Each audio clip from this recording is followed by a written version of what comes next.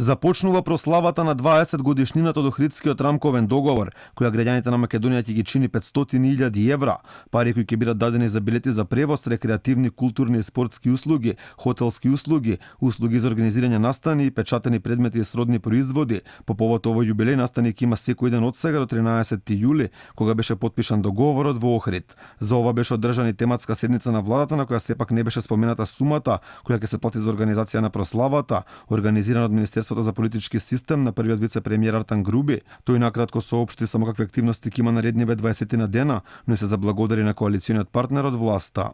Годишнината ја одбележува токму оваа коалиција која што рушеше табуа од 2002 година па се до 2006 година и ја превзема огромната одговорност храбро да го трансформира нашето заедничко општество.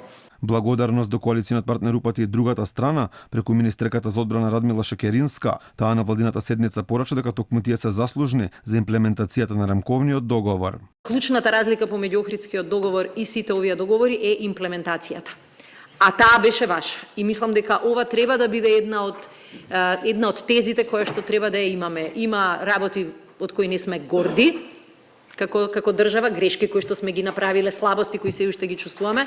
Има некои работи кои пристојно сме ги сработиле. Малку на овие теми, па дури и со контроверзи, па дури и со критика, да дискутираме и со младите во нашето општество.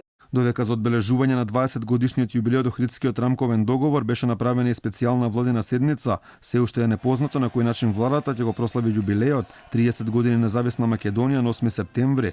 За сега нема официјални информации, освен објавеното лого кој предизвика бура реакции во јавноста, за кој граѓаните кажаа дека било сгрешено македонското знаме.